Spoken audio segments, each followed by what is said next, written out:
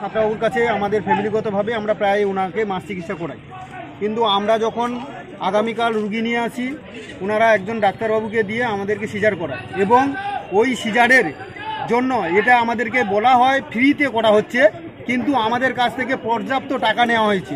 নেওয়ার পরেও উনি সিজার করেন, আমাদের রুগী ভালো থাকে এবং রুগীর সঙ্গে আমরা কথাবার্তা বলি এবং পরিস্থিতিতে আমরা বাড়ি যাই। বাড়ি যাওয়ার পর মহিলারা ছিলেন, যেহেতু মহিলার বিষয় মহিলারা ছিলেন, কিন্তু মহিলারা থাকার পরে 2টোর সময় যখন রুগীর একটু পরিস্থিতি একটু খারাপ থাকে তখন ওনাদের যে ডিউটিরত অফিসার ছিলেন তিনি কিন্তু বারবার ছাত্রবাবুকে ফোন করেছেন, কিন্তু ছাত্রবাবু ফোনটা অ্যাটেন্ডও করেননি এবং কোনো সুপরামর্শও উনি দেননি এবং ওনার যিনি অথরিটি হসপিটালের অথরিটি ছিলেন তিনিও ফোনটা অ্যাটেন্ড করেননি। সকালে আমাদের ডিউটিরত যিনি অফিসার ছিলেন তেনাকে বলা হচ্ছে যে রুগীর পরিস্থিতি খুব ভালো হচ্ছে না, উনি অক্সিজেন দিয়েছেন, রুগী যদি আমাদের কাল 2টো থেকে খারাপ থাকে তাহলে আমাদের রেফার করা উচিত, যদি ওনাদের পরিস্থিতি ব্যবস্থা ভালো ছিল না। ওনারা রেফার না করে ওনারা আমাদেরকে কি করলো যে রুগীর 10 মিনিট আগে যখন 7:30টার সময় উনি রাউন্ডিংয়ে এসছেন, এসে বলে আমি আগে রাউন্ডিং কমপ্লিট করি তারপরে রুগী দেখবো, একটা সিরিয়াস রুগী দেখবে না রাউন্ডিং কমপ্লিট করবেন। এই করতে করতে রুগীটা যখন কেটে গেল তৎমুহূর্তে উনি কি করলেন যে মোটামুটি আমাদের এটা করার কিছু নেই, আমাদের ভুলেই হয়ে গেছে। কি চাইছেন এখন? এখন আমরা চাইছি এই ডাক্তার বা এই হসপিটালে আজকের আমাদের হয়েছে কালকের আরও কারোর হবে, এই রকম কন্টিনিউয়াস চলতে যাচ্ছে। আমরা সাগরদ্বীপবাসী কি মানুষ নয়? আমাদের সঙ্গে এরকমই প্রতারণা চলতেই থাকবে।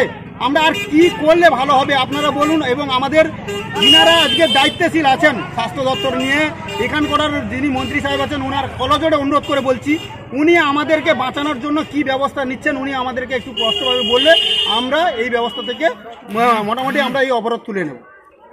কি নাম আপনার? আমার নাম বিনয় মণ্ডল। যিনি মারা গেছে কে হয়? ও আমার বোন।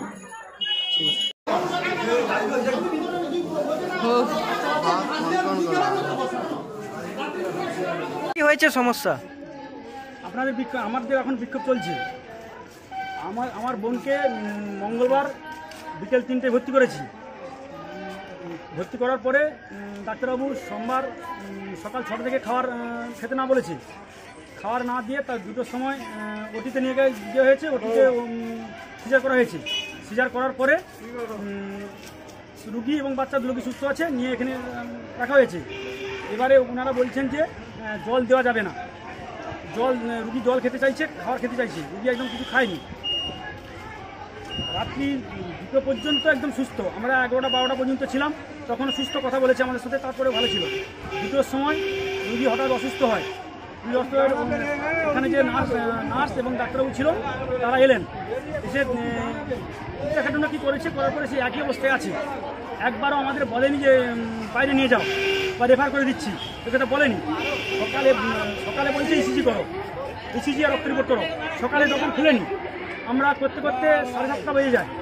ওখানে নিয়ে এসে ইসিজি রিপোর্ট করতে যাব, ডাক্তারবাবু নার্স এলো, এসে একটা ইঞ্জেকশন দিল। দেওয়ার পরে 1 সেকেন্ড যায়নি আমার বোন এক্সপায়ার হলো। আমরা বলছে ওনার হার্টের প্রবলেম ছিল।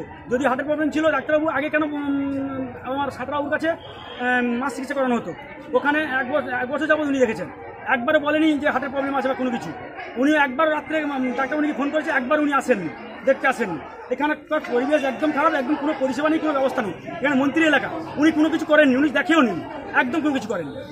আর কোনো কিছু দায়িত্বভাবে কোনো কিছু করার ব্যবস্থাও করেনি, কোনো কিছু ব্যবস্থা নেই। আমার বোনটাকে ইচ্ছে করে মেরে দিয়েছে ওরা, এই আমাদের এই হাসপাতালের স্টাফ। এই হাসপাতাল থাকার থেকে না থাকা ভালো, এর থেকে হাসপাতাল তুলে দেওয়া ভালো। এর তুলার একদম খারাপ, এই হাসপাতাল একদম বাজে। এখন বিক্ষোভ দেখাচ্ছেন কেন? কি চাইছেন? আমরা চাইছি হাসপাতাল ভেঙে দেবো, আর ওদের থানা পুলিশ করবো, ওদের ধরে মারবো, একদম ছাড়বো না ওদের থানায় তুলে দেবো। থানা তো কিছু করবে না, টাকা খাবে। থানা কিছু করবে, টাকা খাবে। ওদের থানা পুলিশ করবে নেই, ওদের পিটবো আমরা, ওদের মারবো। কখন মারা গেছে? ওই সকাল 8টায় মারা গেছে। 30 ঘন্টা হয়ে গেছে, রুগীর কোনো সুস্থতা দেখেননি, উনি দেখেও নি, আদৌ ডাক্তার আসেননি। যিনি মারা গেছে কি নাম? রাজশ্রী প্রামাণিক দাস। বাড়ি মন্দিরতলা। আমার হচ্ছে সাগর কৃষ্ণনগর।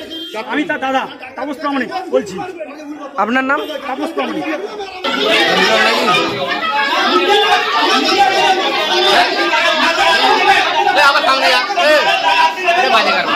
পিছিয়ে ছিল না।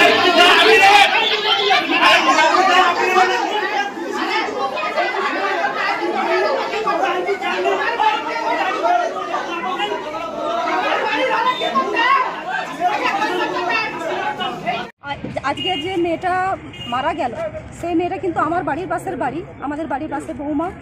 ওনাকে কিন্তু উনি প্রেগনেন্ট হওয়াকালীন কিন্তু এখানে মাস চিকিৎসা হতো সাঁতরাবাবুর কাছে।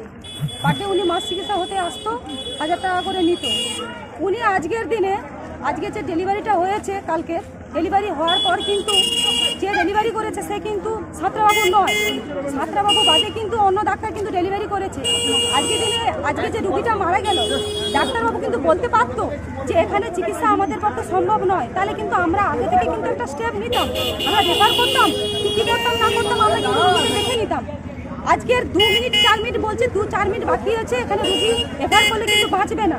তাহলে সেক্ষেত্রে উনি কেন রিস্ক? উনি বলছে আজকে যে এখানে এই হসপিটালে ভালো পরিষেবা নেই যখন, তাহলে কেন উনি রুগীটা হাত করে এখানে চিকিৎসাটা করান? কেন আজকে রুগীটা মারা গেল? আজকের দিনে আমরা এখানে বিক্ষোভ করছি, আমরা এই হসপিটাল, সরকারি হসপিটাল, এখানে যে উন্নয়ন মন্ত্রী আছে, এই মন্ত্রী আজকে ওনার ভূমিকাটা কি এখানটা? উনি এখানে কেন আজকের দিনে কেন উনি এখানে নেই? এই সরকারি হসপিটালে কোনো কিছু পরিষেবা নেই। 2-3 মাস আগে এই হসপিটালে কিন্তু একটা মহিলার উপরে অত্যাচার হয়েছিল, সেটা আমরা থানার মাধ্যমে গিয়েছিলাম, সেটা কিন্তু ধামাচাপা দিয়ে দিয়েছে এই হসপিটালের সুপার।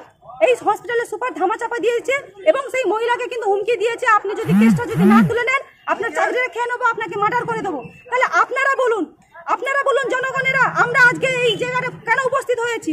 বিচার চাইছি আমরা এই কারণের জন্য যে এই হসপিটালে গরু ছাগলেরও চিকিৎসা হয় না, যেভাবে মানুষের চিকিৎসা হয় আপনারা যদি দেখেন তাহলে কিন্তু আপনারা আশ্চর্য হয়ে যাবেন। আজকে দিনে যে ডাক্তাররা চিকিৎসা করছেন, একটার পর একটা এখান থেকে ডাক্তার আসছে, চিকিৎসা করছেন না, চলে যাচ্ছেন। অপারেশন থিয়েটার নেই, রুগীর এখানে স্বাস্থ্য পরিষেবা সেরকম নেই। এখানে যে নার্সগুলো আছে, নার্সগুলোর ব্যবহারগুলো দেখলে আপনারা অবাক হয়ে যাবেন। আমাদের কাছে আজকে দিনে প্রতিবাদ যেটা করছি, আমরা চাইছি যে এর একটা বিহিত করা হোক, যে কোনো বিহিত করা হোক। আজকে দিনে যে ডাক্তারগুলো এখানে এসে যে অত্যাচারগুলো করছে না রুগীদের উপরে, আর যে নার্সগুলো প্রত্যেকটা রুগীদের উপরে যে অত্যাচারগুলো করছে, যেভাবে ব্যবহার করছে, আমরা চাইছি এর বিচার হোক, আমরা চাইছি। বিগত 3 মাস আগেই একটা সদ্যজাত রাজ্যবাসী দেখবে, হ্যাঁ কি বলবেন এই মানে কি চাইছেন আপনারা এই আজকে দিনে? আমি এক্ষুনি প্রশাসনের সঙ্গে কথা বলেছিলাম, প্রশাসন বলছে যে আপনারা মানে হেড অফ ডিপার্টমেন্টে জানান। আমরা কেন জানাতে যাব? এখানে আমরা কাকে দেখে এখানে বসবাস করছি? এখানে যে মন্ত্রী আছে এটা তো তার দায়বর্তায়। এখানে যে স্বাস্থ্য পরিষেবাটা ভালো নেই, এখানে হসপিটাল যে এইভাবে ভগ্ন অবস্থায় পড়ে আছে, রুগীর ভালো চিকিৎসা হচ্ছে না, আমরা তো চাইবো যে মন্ত্রী এখানে ভূমিকাটা, এখানে এটা তো মন্ত্রীর দায়িত্ব। মন্ত্রী কি করছেন? এত বছর তো হসপিটালের অবস্থা খুব খারাপ, উনি কি করছেন? বছরের পর বছর তো রুগী মারা যাচ্ছে, বাচ্চা মারা যাচ্ছে, শিশু ধর্ষণ হচ্ছে, মহিলা ধর্ষণ হচ্ছে, কি ওনার কি ভূমিকা এখানে আছে? ওরা তো কোনো ভূমিকা দেখতে চাইছে না। আমরা এর সঠিক বিচার চাইছি। হয় বন্ধ করুক, নাহলে তালা লাগা। সঠিক পরিষেবা দিতে পারবেন না তো তালা লাগিয়ে দিক। এখানে কোনো চিকিৎসা করতে দেবো আমরা দেবো না রুগী, এটা আমরা চাইছি। কি নাম আপনার? অনিতা প্রধান। আপনার বাড়ি?